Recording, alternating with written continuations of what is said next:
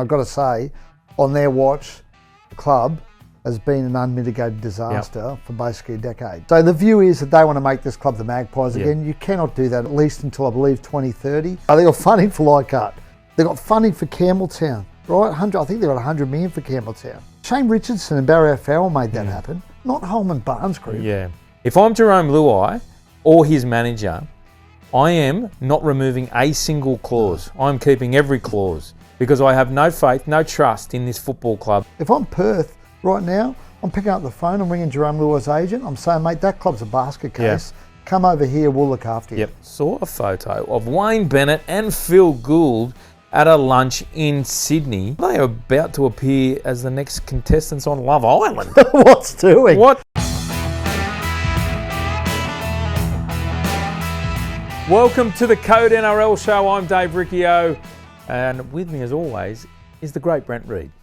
Hello, Dave. How are you, mate? Santa's sack does not. Sack. Where are you going with this, mate? Dave? His sack yes isn't as bulging as what our mailbag is. It's huge. Like the fans just keep coming.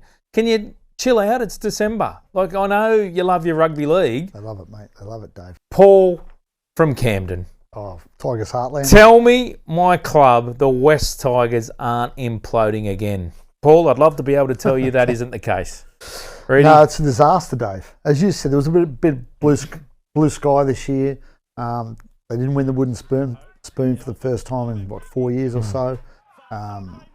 Signed some big names, did a good job. Looked like they were going to retain Jarome Luai and Jareen Buller. And then this disaster has happened in the past week where the Holman Barnes Group, who are the 90% owners of the Tigers, have attempted they're not even attempting, they've done it. They've taken back control of the footy club after giving control to independent directors. They had a largely independent board. We've issued a removal notice to the West Tigers board of the independent board members. Well, they're now saying it's not good enough. We want to take control of this club again. And I've got to say, on their watch, the club has been an unmitigated disaster for basically a decade. So this is beyond what's beyond imploding? Yeah. What's after that, Dave? Is there anything worse than implosion? No. If there is, this is what's happening at the West Tigers right now. Reedy, just really quickly, and a quick snapshot. People hear this name, Holman Barnes Group, and they go, what's this? It sounds like a construction company. Yeah. Who are they? What are they doing? They manage clubs, right? So they manage West Ashfield, which is where all the money comes from for the West Tigers.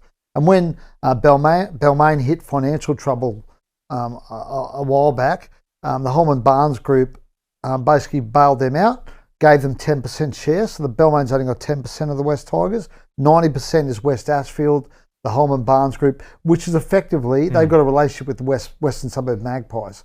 So the view is that they want to make this club the Magpies again. You cannot do that under the agreement they've got with the NRL, at least until I believe 2030. But that's the fear, that they want to basically make it the Western Suburbs Magpies again, cut out Balmain. And as I said, Dave, when they've been in charge, look, the Holman Barnes Group, their board has been racked by infighting, and that's part of the reason that an independent review was done, and the independent review said you need independent directors in charge of the West Tigers. So Barry O'Farrell, former New South Wales Premier, came in. There were 4 independent directors. They're gone. They're now gone, and the question is, who's next to go? And that is the big question, and it certainly... Let's just start with the top, and it is the CEO, Shane Richardson, and his relationship with Barry O'Farrell. Yeah, very close. And Richo's want for an independent board. Yeah. And Richo's not everyone's kettle of fish, right? Polarising. Yeah, he's polarising because he's outspoken when he wants to be on issues that he cares about. And he's a bit bull at the gate, Richo, right? Yeah. Like he makes stuff happen, but he makes it happen by being pretty aggressive about it. And a lot's happened at that club. Like if you look at this year alone, or the past 2 years, right? They got funding for Leichhardt, which, I mean, as I've said numerous times, that's like putting love the place. That's like putting lipstick on a pig. But anyway, they got funding for Leichhardt. They got funding for Campbelltown, right? I think they got 100 million for Campbelltown. Shane Richardson and Barry O'Farrell made that happen, not Holman Barnes Group. Right? They've signed Jarome Luai. They've signed Kai Pearce-Paul this off-season. They've made headway. They've turned a profit, which was huge for this footy club. They haven't turned a profit in a long time. So they've made these significant strides in the past year or two, and now it's like they want to rip it up. Yeah. Start again. I mean, it's idiotic. Let's talk about three key points as far as the West Tigers, and they're the three biggest individuals right now at the club. Yeah. One, Jarome Luai. He has the clauses in his contract. If I'm Jarome Luai or his manager, I am not removing a single clause. I'm keeping every clause because I have no faith, no trust in this football club and my future at the place. And so therefore, any decision over his future has to be with get-out clauses. And I'm not a fan of that at all. Fans would know I've been calling for Jarome to put his signature where his mouth has been for a long time now, in that he has been saying he's with the Tigers, put your name to a contract. I can understand why he's pressing pause on that. The other one's Jarome Buller. Yeah. So too has clauses in his contract. And then the future of head coach Benji Marshall, who without Richo, if he does move on, a new CEO makes the decision over whether Benji's fit for a few more seasons. This is exactly why Jarome Luai had clauses put in his contract. When I spoke to him 2-3 weeks ago, and he said, I asked him about that, and he said, look, the club's track record isn't great. And, you know, the current record isn't great based on what we've seen over the past week. And Richo was a long way down the track with negotiating those clauses out of Jerome's contract. But I'm with you, Dave. If I'm Jarome Luai now, mate, those clauses aren't going anywhere, and I'm seriously considering going to market and having a look. Mate, what would Perth give to have Jarome Luai in their inaugural season? If I'm Perth right now, I'm picking up the phone, I'm ringing Jarome Luai's agent, I'm saying, mate, that club's a basket case. Come over here, we'll look after you. If I'm Perth, I'm ringing Jarome Buller's agent, I'm saying, hey, that club's a disaster zone. Come and join us in Perth. I mean, the insanity of this it's almost beyond the belief. Yeah, it is. It is. Hey, Reed, man, before we move on and get to all these questions, right? The thing is, I'm thinking about what can you get for $49? Not much. I do this every week. I always think about what can I get for $49? I'll tell you what you can get for $49. 12 months subscription to our Code website, and I say it.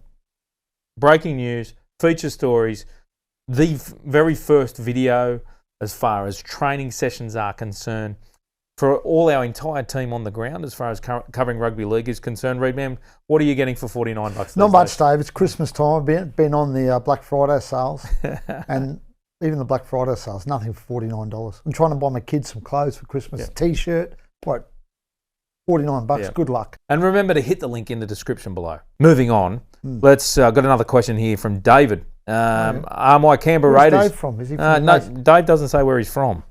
Most Daves don't know where Sounds they're like he's from the nation's capital. Are my Canberra Raiders still looking to buy a halfback for 2026, or will it be Ethan Sanders? Now, Dave, clearly your question was sent in prior to the move made in the last 48 hours to rubber stamp the arrival of Toby Black from the Brisbane Broncos. Was signed in 27. The Raiders have got him early, in for 26. Now, my understanding, talking to the Raiders, it's going to be a slow burn for Kobe. He's going to, they'll take their time with him. He's still only 19 years of age, serious talent, no doubt. But Ethan Sanders will get first crack to hold on to that half spot for the time being. Suggestions are it could be a 12-month process for Kobe to show his worth in the green at the green machine. Reed, man. One from Brett. Brett doesn't say where he's from either. Come on, Brett. Can you tell me why third-party agreements can't be disclosed to the general public? Well, they've never been disclosed. And I think some of those deals are, what do we say? Commercial in confidence. Yeah, sure. So some of the companies who sponsor these players, I'm sure they don't want the amount put out there. Yeah. And the Players Union, I don't think they ever supported publishing salaries or third-party arrangements. So that's why. I don't think it's that. The game's not chock full. I don't think it's like it used to be where Brisbane just dominates everyone else when it comes to third parties. I haven't checked this in a while, but didn't the NRL always provide... No. Sorry, I was just about to say internal documents to every NRL club to say the Broncos have got this percentage of third-party agreements, benchmarking compared to the West Tigers, compared to the Doggies, etc. Is that still happening? I don't know if they do that anymore, Dave. Do you remember years ago they gave us the third parties? Did you hear that briefing? The NRL briefed us on everyone's third-party deals, and I can't remember if bar they go, graph, I or- don't think they told us the clubs, but it wasn't hard That's to work right. out because one club had about 1.5 million in third parties. It was clearly the Broncos. Yeah. And then there were, I think Melbourne was second best, and then clubs like the Tigers and those sort of clubs were right at the bottom. So Yep. yeah. Quick reminder, guys, if you haven't already, make sure you subscribe to the channel. If you prefer to listen to the show, it's available on all podcast platforms. Just search code NRL. Hey, Samson, still Samson, don't know where you're from. Is that a first or a last name? I'm going to go first. Okay. Yeah. Nice, strong. What gave Turbo the edge over Jake Trebojevic? What gave Tom Trebojevic, Turbo, gave him the edge over Jakey Boy for the captaincy of Manly? I think time on the field. Exactly. Yeah, Jakey's got some issues he's dealing with, head knock issues at the end of this season. He suffered, and I think Tommy's. You know what? Tommy's the best player as well, and Tommy's more vocal than I think. Tommy's a lot more vocal than people think. Obviously, he's a fullback. He's got to talk a lot. He's one of the best communicators in the game. And I was actually at the press conference when they announced him, Dave. And I think we all have this view of Tommy as this mild-mannered, quiet, deliberate sort of guy, but if Tommy needs to rip into blokes, he'll rip into them. Yeah. So I think he's a great choice myself. I think it might bring out the best in him. Hey, Jeffrey from Guildford, thank you for telling me where you're from, because I get a gauge that this is, maybe you're in the Parramatta district, because you're asking about Zach Lomax and also too Ryan Papenhuyzen. Will they end up in Perth? Well, Zach's certainly making some overtures as far as Rugby Union, the Western Force are concerned. He could easily do a year there and then jump over to the Bears. I reckon Zach's going to make the switch and probably try and make a fist of rugby. Paps wouldn't surprise me though. I mentioned during Buller before, if I'm Perth, I'm probably reaching out to Ryan Papenhuyzen because Paps has been quite public. I noticed he was playing golf this week at the Aussie Open and the Pro-Am, and he said, I want to have a year off. Definitely have a year off, yeah. So that ties in perfectly with the Perth Bears. If I'm the He'd be a great buy for them. If I'm the Perth Bears, pick up the phone. They're slowly chipping away. Who'd Perth. they pick up? They've picked up Isaac Fa'asuamaleaui by the looks of it. Wow. Which is going to fuel some rumours, obviously, about Tino. He's Tino's brother, and the Perth are interested in Tino Fa'asuamaleaui. What substance do you give that? The Tino part? That it's a double act, the brothers. Well, Tino's on mega money. So much money, honestly. More money than God, Tino. 1.4 to 1.6 we hear. Yeah. So I don't know if Perth are going to break the bank. I don't think Perth in their heads are going to go and spend huge amounts of money on one player. So I think whilst they would love to have Tino, I think the money almost makes it not beyond them, but it would fall outside their sort of vision of how their cap their works. Moneyball situation. Yeah. But the brother being there, it's a good talking point, Dave. Yeah, very good. Isaac, he's over at Catalans at the moment. Hey, this is a good one from Matt. Matt's from Gympie. Oh, Queensland. Where's Gympie, Reedman? I think Tino's from Gympie. Oh. It's just north of Queensland. Yeah. You know who's from Gympie? The great Chris Barrett. Oh, yeah, fellow journo. Good fella, Chris. Guy, but yeah, Tino, I'm pretty sure Tino's from Gympie. There you go.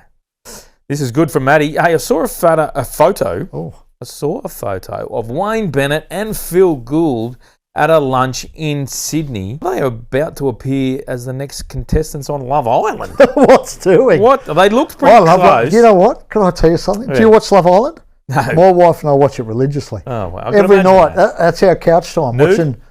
No, we're close. Yeah, okay, good. It's a great show, very humorous. Yeah. But I reckon they might just fall outside the age. So this was a pretty special lunch. It was a fantastic initiative. Cure the Future Foundation, I think it was called. Into cancer research. Yep. That Wayne and Phil Gould were there. Benny Eichen was the MC, and it was an outstanding lunch. They all three spoke brilliantly, as you would expect, really. Yeah. Wayne spoke for about an hour. Yeah. About leadership. Crazy. So, there have been suggestions, and certainly talking point that these two blokes weren't on. Well, they clashed over the kickoff rule. Remember that? Yeah. Talk about changing the kickoff. Yep. Gus said, whoever suggested that, I think he said publicly whipped. And it turns out maybe Wayne might have had a hand in bringing it up. So he said that. Something like that. Anyway. Then Wayne fired back via Peter Bedell. Oh, yes. The tension was there. Yeah. But they look quite... what did you see? Did you see some close contact? Small talk? Well, you were there, Dave. I mean, Yeah. Gus lavished praise on Wayne He when did. Gus made his speech. And then they had a chat up on stage, just the two of them, just had a brief chat up on stage. I didn't see any lingering ill will there. Yeah. They looked happy as Larry. It was very good to see. Interesting watching mainstays Wayne, of the though. game. Didn't you think, Dave, talking about, I think Wayne's 75 maybe, talking about the future and saying, I think Benny Eichen did the Q&A and might have asked him, when will you call it a day or something like that? And Wayne said, well, when I get out of bed in the morning and don't want to go to training, he said, it hasn't hit me yet. Yeah. And South's obviously locked in talks with him over an extension. Yep. I think that's pretty close to getting done. So he's going to coach till he's 75 now. Yeah. Got contracted for next year. He'll go the year after. He'll be 77, going on 78. I reckon he might hit 80, Wayne, as an NRL coach. And Gus was, I thought he spoke well. He spoke about his passion, which is in the pathways. Yeah. And talent identification and creating a culture and an environment at the Canterbury Bulldogs that is that goes well beyond the player just playing NRL, and that how every player must have some type of education or workforce behind them while they're coming through the Bulldogs system. Found it quite interesting. Some of the stats he gave on blokes who've played in the game's history, the amount of players that have played in the NRL, and the percentage that played one game, man. Yep. It was eye-opening. Yep. I can't remember what they were. I wish I'd written them down. Did you write them down? I didn't, mate. No. Oh, okay, sorry. I think it was an off-the-record lunch read, man, wasn't it? No, I think it was on the record. Oh, okay. Well, we better write that down. Hey, last one here. Just a quick one. It is interesting. They are back-to-back preliminary finalists, the Cronulla Sharks, and Fitzy really hasn't made any moves as far as replacing Josh Hannah. Now, my understanding is that Freddie Michalek, the French Rugby Union international legend, French Rugby Union legend, correctly. Some 77 tests for his country. My understanding is he will join the Cronulla Sharks as Craig Fitzgibbon's assistant coach once his contract tenure ends with the French rugby competition. I think he's with Racing. Okay. I think he married. A few months into the 2026 NRL season. Did he marry an Australian? I think he did. Because I remember, did he work at the Roosters for a while? Roosters, yep. Okay. Formerly with the Roosters. No doubt Fitzy's spoken to Robbo about him. Yeah, of course. It's an interesting move. Fitzy might have worked with him at the Roosters. He also did some kicking coaching on a really small part-time basis with the Sharks. So he's done some work with Nico. I think it was back in 2022 with Nico Hines. Nico was a big fan. Really different decision here. We don't see this very often in the game. We're seeing Michael Checker at the Roosters. Well, I saw some footage of him the other day at Roosters training, Dave. Geez, an impressive guy, Check. Yeah. Really impressive. Yep. So Freddie, I'm sure Freddie will be just as impressive. Yeah, be really keen to see how that unfolds. As I said from the top, keep your questions coming. Yeah. It's the Code NRL show. It's the only show. The numbers are going like this, Reedy. Through the roof. Through the roof. To the point of which we're going to get a sponsor next year. Who needs Carianis? This is what's happening. We're getting a sponsor next year. Well, so to all those companies out there. We should be. Everyone else is getting sponsored. I'm going to take this. Our numbers are off the charts. Yeah. So if you're out there and you're looking to sponsor a show that's off the charts, here we are. Remember, stay tuned for all your rugby league news on the Code website and also too on the Telesports website.